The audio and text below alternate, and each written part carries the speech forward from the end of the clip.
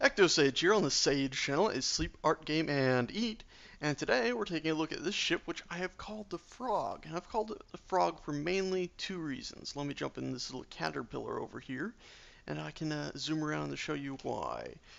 First reason, if we fly over to what is actually the front of the ship, you can see it's got that big slit from left to right, and you could imagine that those thrusters there are eyes, and that sort of just reminds me of Frog. Maybe those little tiny interior blocks right there would be its nose or something, I don't know, but looking at it, for some reason it just seemed it should be called a frog. Now if we come down along the bottom, the second reason it is called the Frog is because it has these small things dangling down here, which I'm calling the tadpoles. Basically these are small ships that have a bunch of thrusters facing downwards. You can see one of them's out of alignment and disconnected. I'll have to fix that. But basically the idea is you get in them and you turn on their engines, they go straight down, and as long as the main ship, the actual Frog, is targeted correctly, having the bottom of the ship targeting at something like that, or maybe another enemy ship, preferably a larger one than that, those things will smash through it, and then whoever's inside it can get out and try to take over whatever they've hit.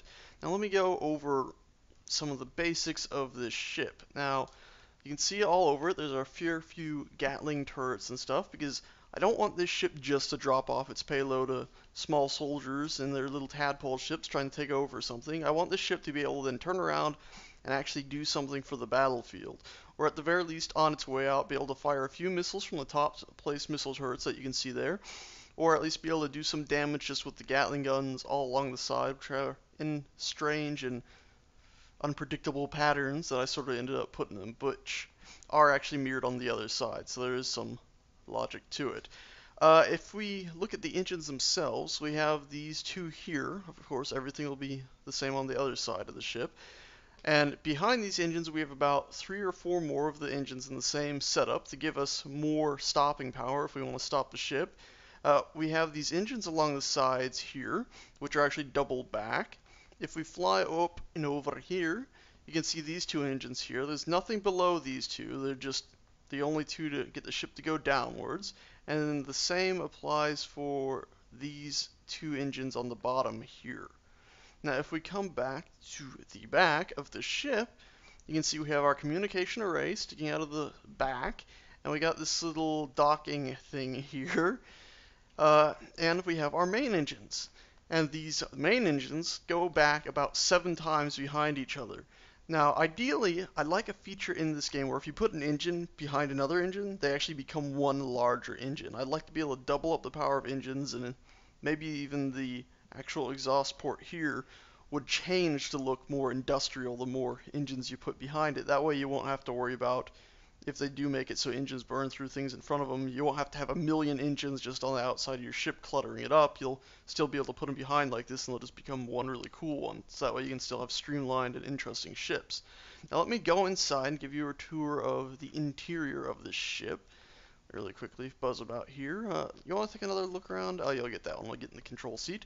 So let me fly up and over here through the only door in and out of this ship, if you don't count the areas where the tadpoles come in. And before I go down that hallway, if you look up here, after this first airlock and before this other sort of airlock splitway, there's actually this, which leads up to a sort of area above the whole ship, a crawl space that I actually spent some time putting some lights in and stuff. And this is where the main reactors and gravity generators are for the entire ship. They run all the way from the back where we just were up to the front of the ship where we've just reached. And I have some more ladders here, and actually if we go down these, actually I can just jump off and fall all the way down it. It leads to basically crawl spaces and stuff in the front of the ship, which loop around to the side of the ship. And in here is where you can see all the engines set up in their haphazard and strange ways, but you can see I do have extra supports around them to ensure that if something dents the ship just a bit, the engines aren't just going to pop off. If we fly about back up here, you'll see these little indentations like here, and these are actually doorways leading into where we just were. Also, down here, I think, yeah, right there, you can see it. I originally had even more of these engines behind engines on this row, but I removed them because I realized I needed more power. So, got a few more reactors there. I think I actually have 5 more here, and of course it's mirrored on the other side of the ship. If I was to run around here, you can see down there, same exact thing. Really quickly, let me reposition myself. If we were to run back to the area where we first were now, down this way, we have down here, it's the same sort of thing that you just saw. It actually leads to the same area where we were was back behind this sort of wall. And you can see all the stuff back there. This is basically a dead-end wall. After this, actually you can see it there, a small issue, is there you can see out into space through that. So that's actually the far point, the first engines, and the whole set of them out the back of the ship. Now if we head back up here, by the way, one of the reasons I have these ladders and stuff set up the way I do is that way if gravity, or if you want to do maintenance on any of this while the ship is still moving, of course, you turn on your jetpack and try to fly about while the ship's moving, you're going to go flinging backwards if you try to hover up to anything. So everything has to be accessible through ways that involve gravity. If we go down here, come on, now fall. There we go. It leads to an area where we have our ship's maneuvering things. Now, you might notice there's not many for such a big ship. This does mean the ship handles pretty slowly, but I don't know, it seems right to me that a big ship doesn't turn on a dime. I don't know, maybe I'll change my mind later on when I build another ship, but for now I'm fine with this. And that is of course mirrored down this side as well. And I sort of have these railings here. Now if we go down here, come on now. There's the airlock where we just came from a few minutes ago. Into here we have these sort of two little rooms. I'm assuming that maybe this would be like an armory and this would be spacesuits or more armory. Into here is the main control room, actually the only control room. Unlike my other ships, after so many people suggested I put it somewhere safer, I have done so. It's nice and safe pretty much in here. Out of the back of the ship, you'd have to blast through a fair bit of stuff to get to it, and same for the top and even the bottom. It's pretty well defended for once. Let me head back in there now really quickly. Down after the control room, you can see a nice long hallway with apparently nothing, but of course the hallway's so long to allow for what would probably be sleeping quarters and maybe a relaxation mess area, just in case this ship ends up being out of dry dock for a while. Maybe it's fired off all of its tadpoles, which is what goes in here, and wasn't sent back to base to restock them, but was sent, maybe try to help out in battle combat areas with the turrets that are on the ship.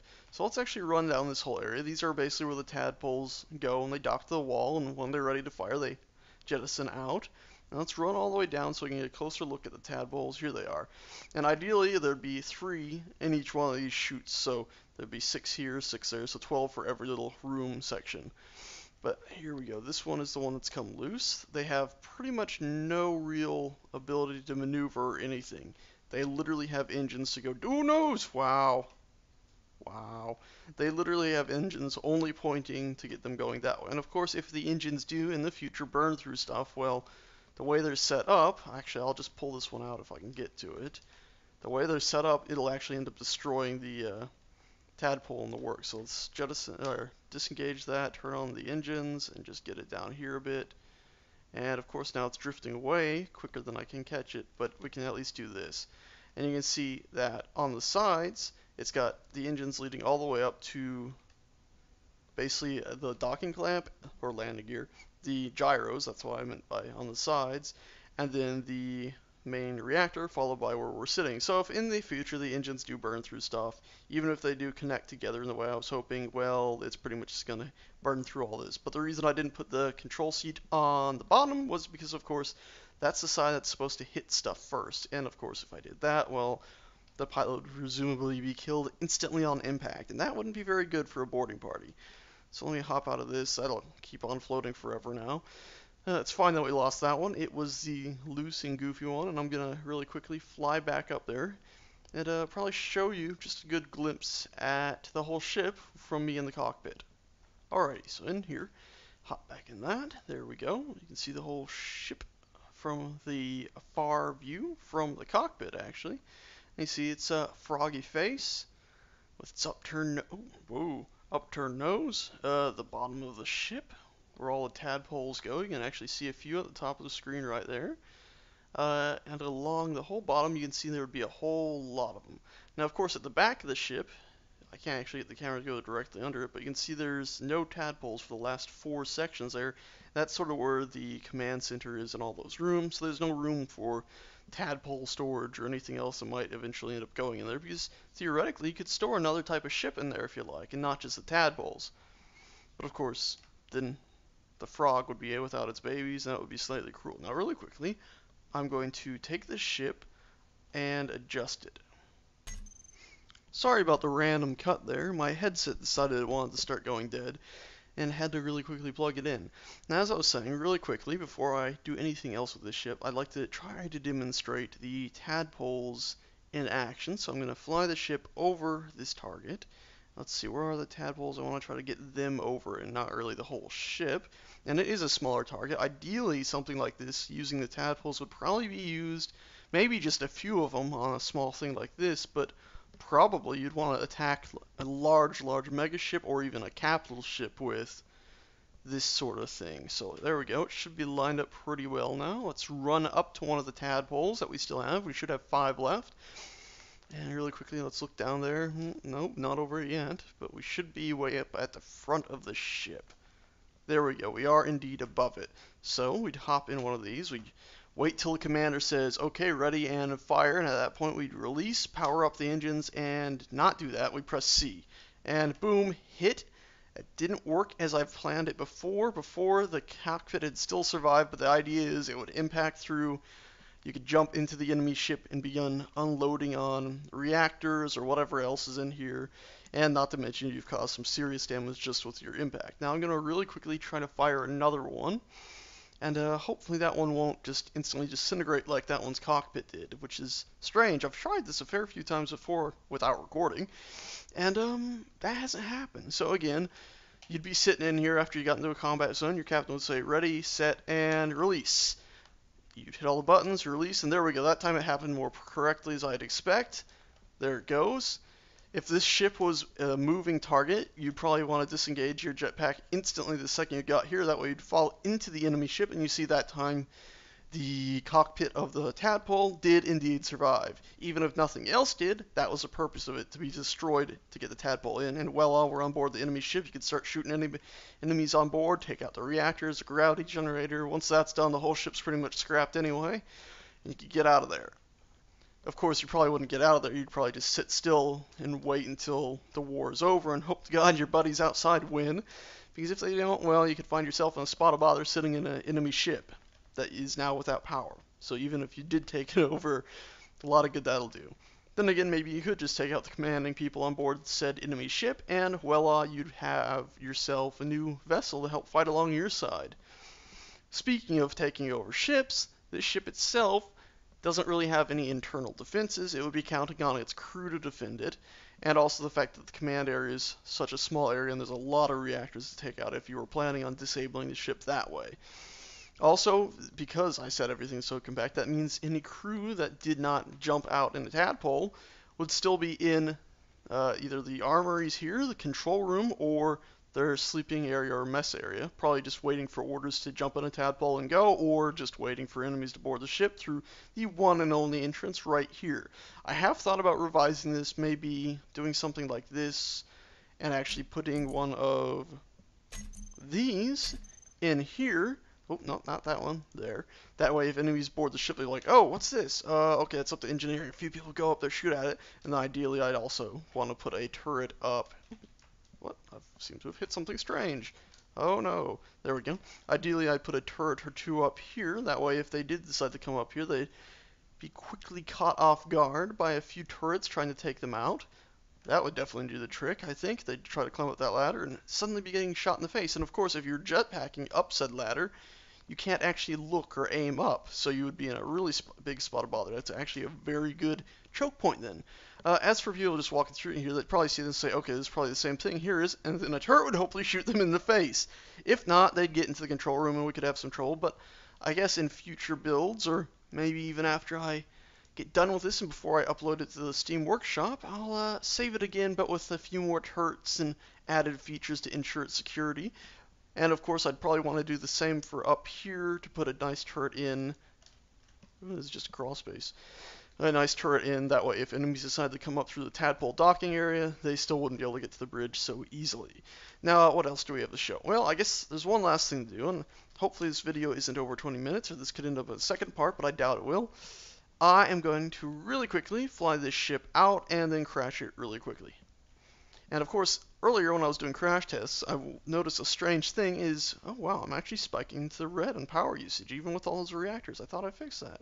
Dang. But one of the things I noticed is if you crash the front, of course, all the reverse engines are at the front, and actually most of your maneuvering engines too, so you very quickly end up in a spot of bother if you do a front-end collision in this ship, or you can't actually reverse out of it or maneuver out of it. And I ended up just trying to rotate the ship in a way to push off of a asteroid before disabling everything and floating away. That way then I could reactivate my engines and use only my forward thrusting engines to get around.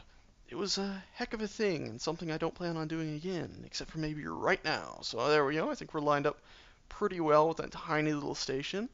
Ideally, one of these days, I want to build a bigger sort of target. But the thing is, of course, in most of these maps, I'd like to have everything be as empty as possible. That way, I don't have to worry about the game chugging very much. So here we go, impact, and it's a pretty damn good hit. The thing, of course, I just hit a station, and they are as immovable as asteroids, which is to say they have no physical properties of being pushed around. They can, of course, deform, but they will not be moved. And there we go. Heck of a lot of damage to that station. And a fair bit to the front of this ship. It's been ripped open. The frog's face is gone. Absolutely disturbing. If I can actually get a view of it. Yeah. Anyway, thanks for watching. Like I said, this should be up on the Steam Workshop in a day or two, or maybe even less. Probably with a few improvements to what you've seen here, or maybe not that many. But yeah, thanks for watching, and I'll talk to you guys next time.